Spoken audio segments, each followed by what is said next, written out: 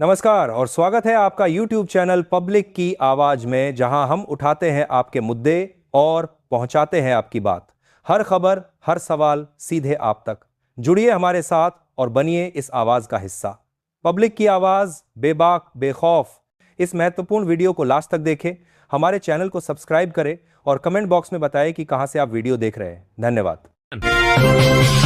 पश्चिम बंगाल की मुख्यमंत्री और तृणमूल कांग्रेस की सुप्रीमो ममता बनर्जी ने तय समय सीमा के भीतर एसआईआर का फॉर्म नहीं भरा है। इस बात की पुष्टि उन्होंने स्वयं की है। ममता बनर्जी पहले ही स्पष्ट कर चुकी थी कि जब तक राज्य के सभी नागरिकों का एसआईआर फॉर्म नहीं भर जाता, तब तक वह स्वयं यह प्रक्रिया पूरी नहीं करेंगी।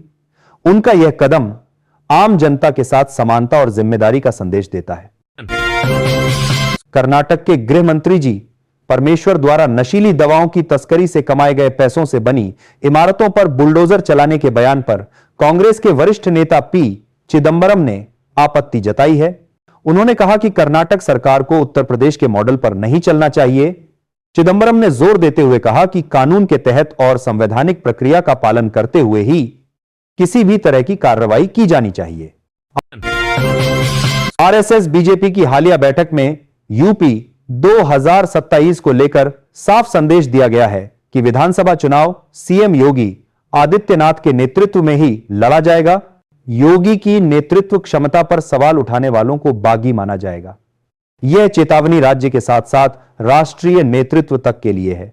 संघ ने हिंदू समाज में एकता बनाए रखने, अंदरूनी अनबन और मतभेदों की खबरों को नियंत्रित करने पर जोर दिया। संगठनात्मक अनुशासन और संदेश की एकरूपता को चुनावी रणनीति का केंद्र बताया गया।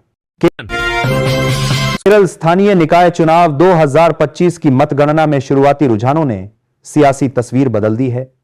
लेफ्ट के नेतृत्व वाला एलडीएफ पिछड़ता दिख रहा है, जबकि कांग्रेस मीत यूडीएफ बढ़त के साथ सबसे आगे चल रही है। कई सीटों पर बीजेपी के नेतृत्व वाली एनडीए ने भी चौंकाने वाली बढ़त दर्ज कराई है, जिससे मुकाबला रोचक हो गया है। बदलते रुझानों के बीच केरल की राजनीति में बड़े संकेत मिल रहे हैं।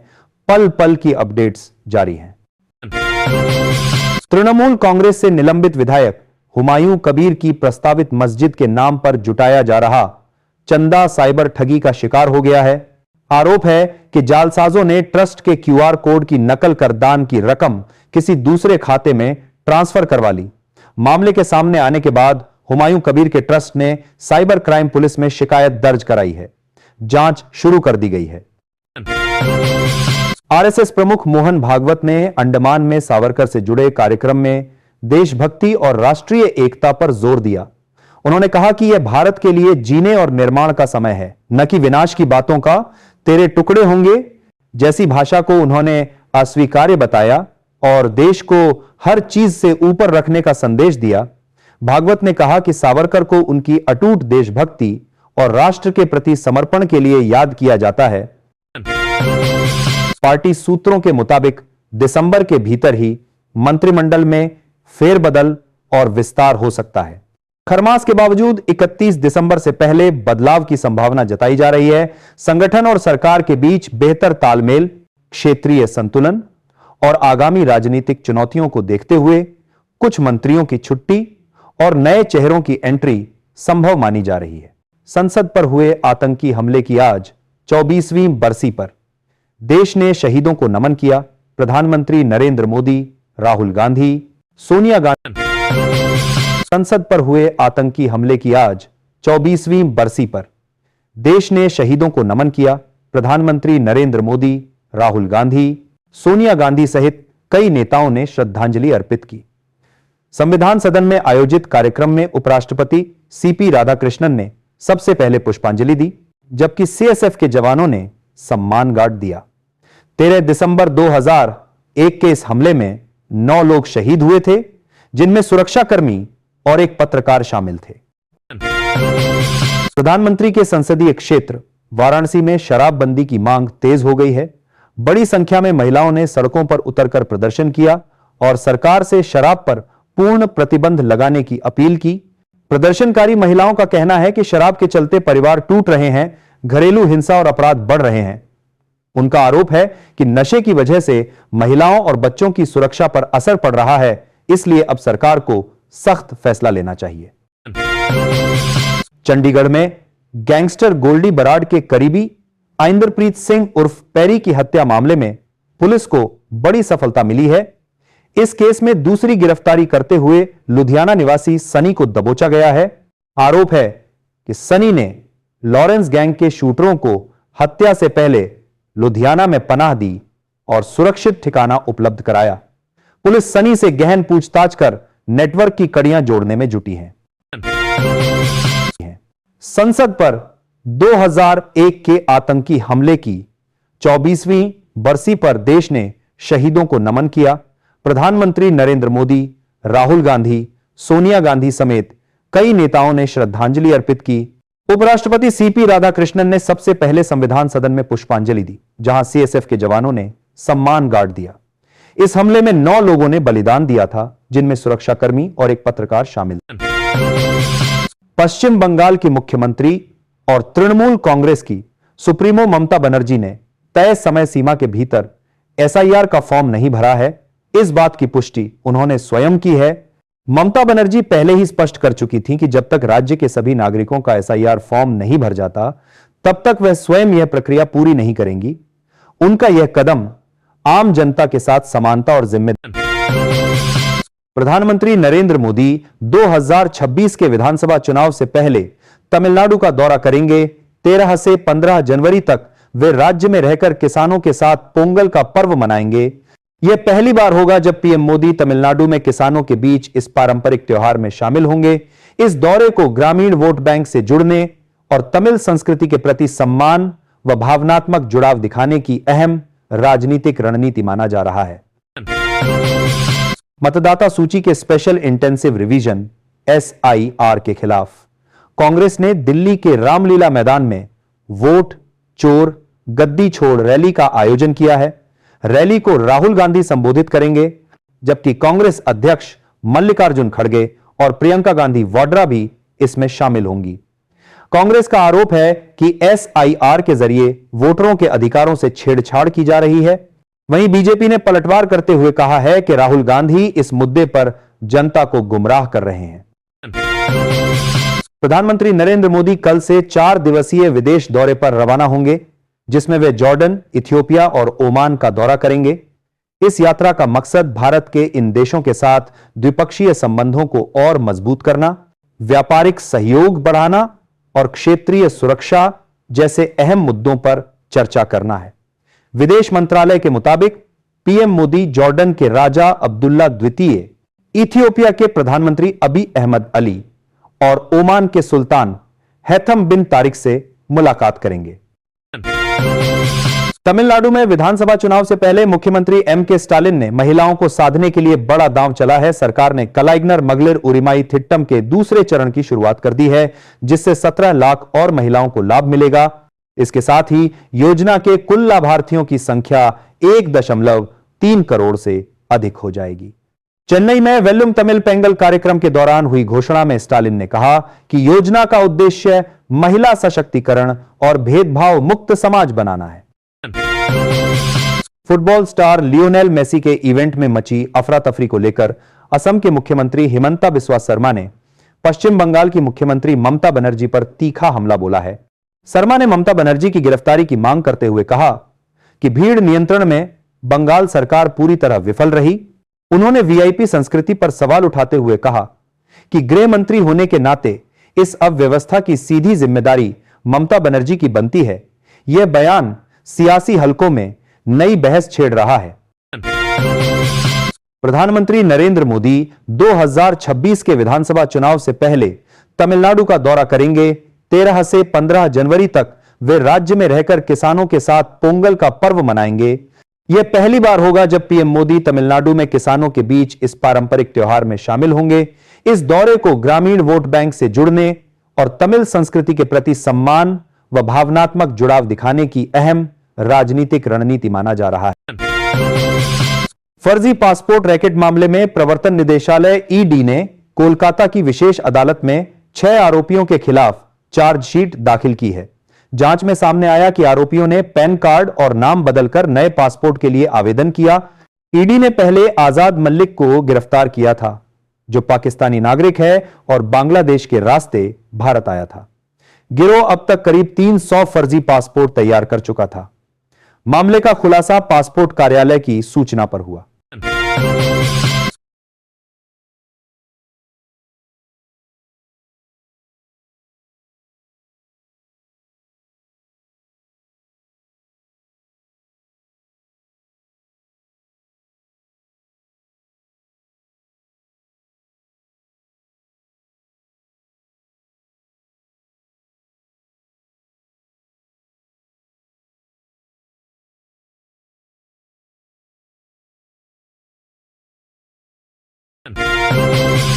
उत्तर प्रदेश में SIR अभियान के तहत आगरा में चौंकाने वाले आंकड़े सामने आए हैं। जिले में 3.08 लाख मतदाता 3 बार प्रयास के बावजूद BLO को नहीं मिले, जिसके चलते उनके नाम मतदाता सूची से हटाए जाने की तैयारी है। सबसे ज्यादा लापता मतदाता आगरा कैंट क्षेत्र में पाए गए हैं, जबकि खेरागढ़ में संख्या सबसे कम है। अभियान में 1.06 लाख मृतक मतदाताओं की भी पहचान हुई है। आगरा में कुल 36 लाख मतदाता हैं और अब तक 76.37% डाटा फीडिंग पूरी हो चुकी है।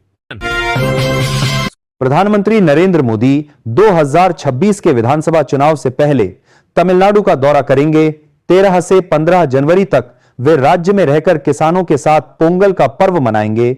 यह पहली बार होगा जब पीएम मोदी तमिलनाडु में किसानों के बीच इस पारंपरिक त्योहार में शामिल होंगे। इस दौरे को ग्रामीण वोट बैंक से जुड़ने और तमिल संस्कृति के प्रति सम्मान व भावनात्मक जुड़ाव दिखाने की अहम राजनीतिक रणनीति माना जा रहा है। मतदाता सूची के स्पेशल इंटेंसिव रिवीजन SIR। पश्चिम बंगाल के नदिया जिले में पंचायत राजनीति ने नया मोड़ ले लिया है। तहत एक पंचायत समिति के पदाधिकारियों के चुनाव में भाजपा के समर्थन से तृणमूल कांग्रेस ने 2 खाली सीटों पर जीत दर्ज की। दोनों दलों ने वाम मोर्चा के उम्मीदवार को हराने के लिए रणनीतिक तौर पर हाथ मिलाया। इस घटनाक्रम के बाद वाम मोर्चा ने भाजपा पर तीखा हमला करते हुए उसे तृणमूल की B टीम करार दिया। यह गठजोड़ राज्य की सियासत में नई बहस को जन्म दे रहा है। कर्नाटक की राजनीति में फिर हलचल तेज हो गई है। कांग्रेस विधायक HA इकबाल हुसैन के इस दावे से सियासी पारा चढ़ गया है कि 6 जनवरी को DK शिवकुमार मुख्यमंत्री बन सकते हैं। उनके बयान के बाद सिद्धरमैया के पद छोड़ने की अटकलें भी तेज हो गई हैं। वहीं भाजपा सांसद V सोमन्ना ने अलग रुख अपनाते हुए जी परमेश्वर के समर्थन का ऐलान किया है। इस बयानबाजी ने राज्य की सियासत को और गर्मा दिया है।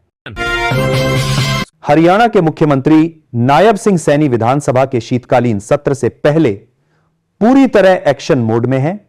वे बजट और विभिन्न घोषणाओं की समीक्षा कर रहे हैं और विपक्षी विधायकों के सवालों के जवाब के लिए विभागों की रिपोर्ट तैयार करवा रहे हैं। मुख्यमंत्री ने लाडो लक्ष्मी योजना सहित सभी प्रमुख योजनाओं को समय पर पूरा करने के सख्त निर्देश दिए हैं। शिक्षा विभाग की 6 बजट घोषणाओं को पूरा किया जा चुका है, जबकि बाकी पर काम जारी है। पश्चिम बंगाल की सियासत चुनावी रंग पकड़ रही है। मुर्शिदाबाद में तृणमूल कांग्रेस के निष्कासित विधायक हुमायूं कबीर की बाबरी मस्जिद योजना और SIR के मुद्दे ने माहौल गर्म कर दिया है। कबीर ने नई पार्टी बनाने का ऐलान किया है, जिससे मुस्लिम वोटों के ध्रुवीकरण की संभावना बढ़ गई है। ममता बनर्जी भाजपा पर मुस्लिम वोटों को बांटने का आरोप लगा रही हैं और बंगाली पहचान पर जोर दे रही हैं। TMC का मानना है कि कबीर ज्यादा असरदार नहीं होगा और मुस्लिम वोटों पर उसका बड़ा प्रभाव नहीं पड़ेगा।